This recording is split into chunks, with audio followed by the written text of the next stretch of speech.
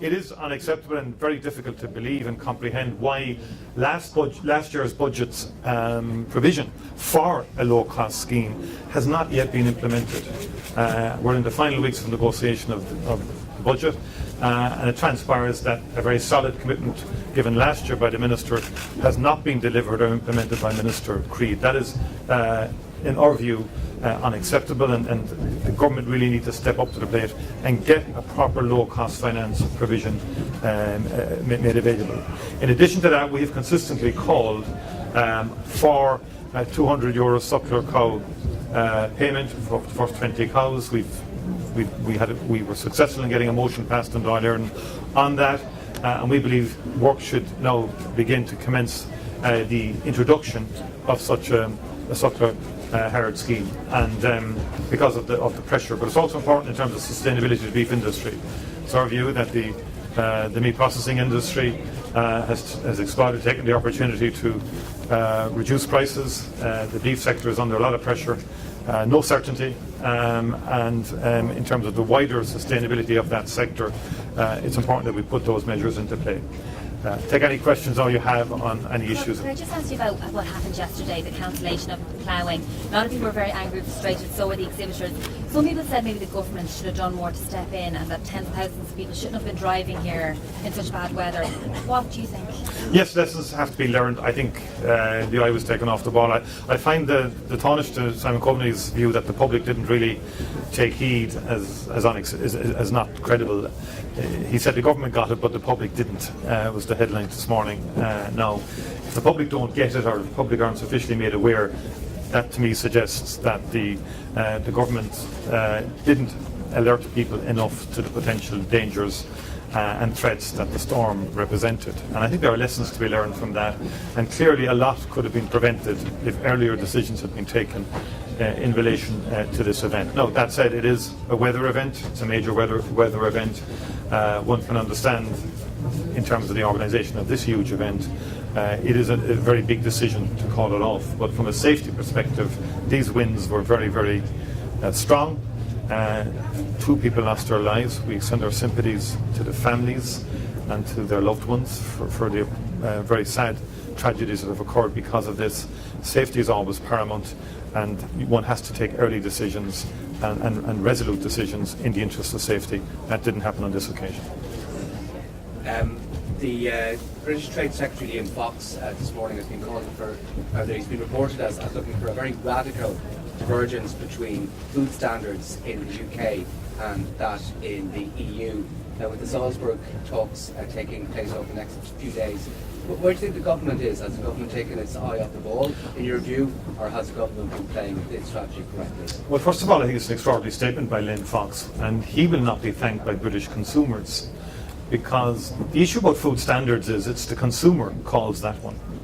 And anyone in food production knows that when something goes wrong on the shelf in terms of contamination or standards, it is devastating for that particular product, it's devastating for that particular company and industry. The one good thing about Europe is that Europe has raised standards across the board in health and safety, in terms of food safety, and I don't think politicians can start playing fast and loose with food safety, and I think the British public would revolt against any idea that leaving Europe means a reduction in food quality and food standards.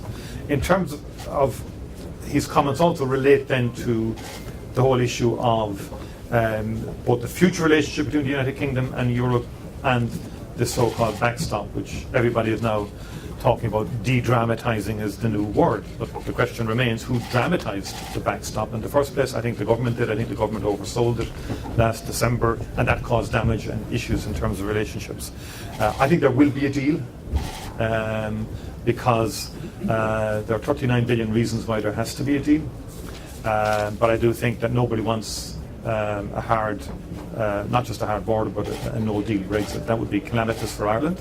It would be calamitous for Europe, and indeed, in my view, calamitous for Britain. Now, I did put a question to the Taoiseach yesterday, Harry.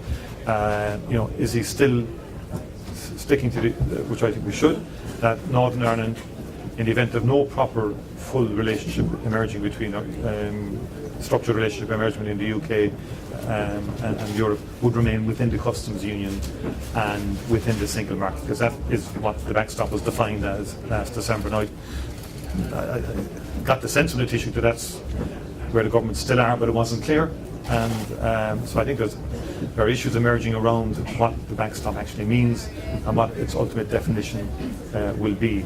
That said, ultimately our overall objective is to have as harmonious a relationship between the United Kingdom and Europe as possibly can be achieved. Anything less than that is damaging for Ireland's agri-food industry, is damaging for small to medium-sized companies who export to Britain. We still export an awful lot, and all of the major studies suggest that anything less than that type of range will be bad. So even the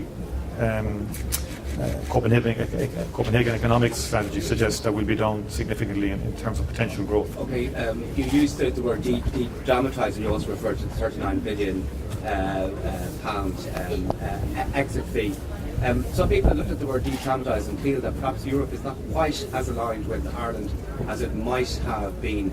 Are you confident that Europe will stay with Ireland's position throughout the negotiations, or are there any concerns there about it ceding something to the British? Well, I think if you stand back a bit, I think essentially the backstop was meant to be sorted in March. It was meant to be sorted in June. It's now with all the other issues in the mix for the final settlement in November. I actually think people are edging towards an agreement in November, despite the hard talk of the last 2 days. I think you can see a restatement of positions in Salzburg, but actually behind the scenes work is going on their way. I met with Micheál Martin myself 2 weeks ago. The indications are they are looking at a max fax, which was ridiculed some months ago, but everybody's now talking about tracing and tracking goods to and from the UK to Northern Ireland, from the UK to the Republic, and they're now looking at it technocratically in terms of what does it actually mean, what does it require. But my point to that is that's valuable work, but this is more than just a technocratic issue in terms of access to the customs union and access to the single market for companies in Northern Ireland, and so there is still some distance to go. It's not just about the avoidance of hard physical infrastructure in the border, welcome and all that is. It's more about the trading relationship between the UK and Europe, the trading relationship between the UK and Ireland. That is the key issue ultimately that will determine the health of the island economy. Back home, are any key red line issues in the going forward to the next budget? Well, we've identified affordable housing for young people who are above the threshold where they cannot get local authority housing, but are not in a position to afford the kind of house prices that are out there at the moment. Darragh O'Brien has put forward a comprehensive and specific plan. That's in negotiations at the moment. They're in discussions with the government on that. There are issues there that yet have to be resolved. And so that is a very important issue for us. We've also signalled and that the shocking times that children have to wait for their first assessment under the Disability Act is not sustainable. Close to 4,000 children have yet to receive their first assessment under that Disability Act. Now we're suggesting, we've come forward with an idea in line with increasing the treatment purchase fund overall, which we want. It's up to 55 million. We want that substantially increased to get waiting times down generally for patients, but also to use some of that money for children with special needs who are waiting for their assessments and waiting for interventions from speech and language therapists, physiotherapists and OTs. Early intervention is key to a child's development.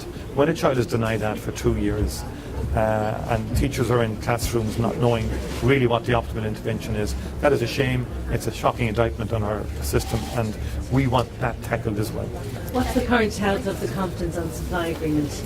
We're in a process where we're negotiating the third budget. I mean, Fianna Fáil never wanted to be in a confidence and supply agreement. It's an important point to make. We wanted to be in government. We didn't get the support of smaller parties or of independents. But we felt that every TD after a general election has an obligation to facilitate the formation of a government. That's what the people want after a general election. And we don't believe that an election every year is good for the country. So it's not the most popular place to be in. You're in a situation where you're facilitating the continuation of a government, but not endorsing all of their policies. It's a new concept, which a lot of people have difficulty getting their heads around, I understand that.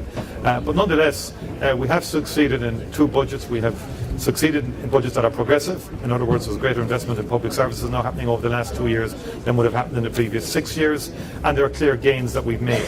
That said, the housing and the health issues are really ones that the government have not got on top on, and that will form part of the review process. Just in relation to the weather again yesterday, Martin, given the impacts that it had with Micheál, do you think perhaps it should have been upgraded to a state of drought warning, and do you think perhaps forecasters underestimated it, and maybe that's why the public weren't necessarily as perhaps in tune? Well, I'm not an expert. I'm not going to. The most important thing in public emergencies or situations like this is that the expertise is there to make the recommendations. But it seems to me in hindsight, given that this was it was postponed to 11 o'clock, I even said to someone at 9 or 10 o'clock, I can't see this going ahead. So someone should have called it. It reminded me of the schools during the last big storm, and we actually got onto the government to say you should close the schools. Thomas Byrne and myself made it very clear that we felt there was too much. If you remember back, that was the last decision that was taken to actually tell the schools to close. I think there are clear lessons to be learned from it, and I think an analysis has to be done in terms of how the emergency, how our emergency preparedness worked on this occasion. And certainly there's no doubt, but it was much harsher and much more difficult than people were led to understand. Today's Irish Farmers Journal has a red poll that says the government is failing rural Ireland on issues such as broadband, rural transport and services. It also shows that 60% of farmers said that the economic recovery is not benefiting them at all. Have farmers and rural Ireland been left behind by this government, and what needs to change?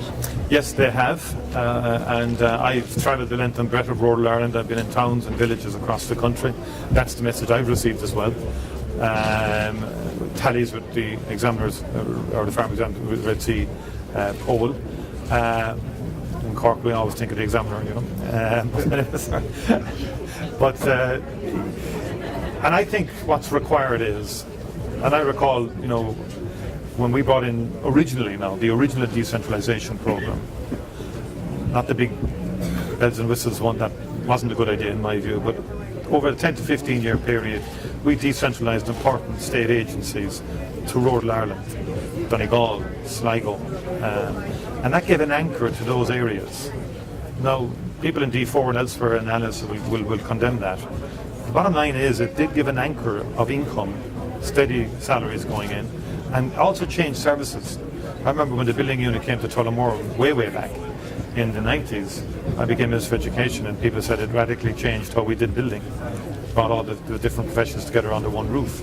So it's not. There can be a positive story to selective, targeted decentralisation. That's just one illustration of where the state can intervene in terms of helping to give an impetus to rural areas.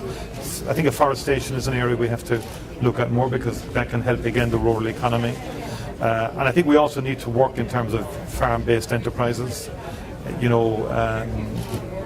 If you visit Drimoleague in West Cork, very rural area, and you come across Glenelg yogurts, they're probably on display here. There's 30 people employed on that farm between part-time and full-time. The milk that's generated on that farm is used for that enterprise in the neighbouring farm. So we have to be far more innovative in terms of how we help and sustain enterprises in rural Ireland. And I think where there's a will, there's a way. But we think the Department of Rural Affairs that was set up lacked any real serious capacity to deal with the issues of rural Ireland. One of your colleagues yesterday described Sean Gallagher as Commander-in-Chief. A rank I didn't know existed within the Fianna Fáil organisation. Is your... Well, the chief was that he was De Valera. Okay. He was known as the chief. Are members of the parliamentary party free to canvass for any candidate other than the official candidate in the... No, the parliamentary party has made a very clear decision. The parliamentary party has endorsed the candidate of Michael D. Higgins. That's great, guys. And as far as we're concerned, President Michael D. Higgins has done a first-class job. And has, I think, from my perspective, has won the trust of the people, and has also, I think, performed with distinction overseas and domestically as well. So just a very quick question on PAC's decision to discuss presidential spending next Tuesday, given that it was Fianna Fáil members who drove this decision to do so. Well, my own view is, it's a personal view in terms of I don't get involved in public accounts, and that's always been my strong view. I don't tell them what to do, but I do think it's interesting that it's 7 years on that they're now beginning to look at the accounts. I think they should. I think, given that we're now in the middle of an election, I think the Public Accounts Committee, in my view, should desist and should, in the coolness of the aftermath of an election, if people want the presidency to be treated the same as any government department, let's make that decision outside of an election context, because people will read all sorts of agendas and so on into discussing it now. It didn't come up last year, from what I can see. It didn't come up the year before. It's coming up now in the middle of in the middle of a presidential election, and I would be worried about how PAC will be perceived. People may be doing this for genuine reasons, but at the same time, the perception is important, and I think the Public Accounts Committee should be above politics in that sense. We're in an electoral context. I think we should assess this, because there was a reason why it wasn't originally included in freedom of information and so on like that. People believe the presidency is at a particular level in our overall constitutional framework. But that said, I have no hard and fast views on the actual issues about FOI and all that, but I would like it to be considered outside of an electoral context. That's great, guys. Micheál, just one more question, please. Sean Gallagher's mother is from Tullamore, and the councillors here have said that all along they're not going to be pushed around basically by HQ or Parliamentary Party and who they would support, and they're very strong in their view all along that they would support Sean Gallagher even from months back. I mean, what's the reaction to that? Well, so I've made my position clear. The Parliamentary Party said councils are free to facilitate the nomination of any candidate. That's their constitutional position. But the Fianna Fáil, we're not pushing anybody about the place. We've made a decision as a parliamentary party. I think it's a wise decision. I think Michael D. Higgins has been an excellent president. He's done very well for the country. I've been at various public events where he's been good, and I don't believe you should just oppose somebody for the sake of opposing. That's my position. Thank you very much indeed.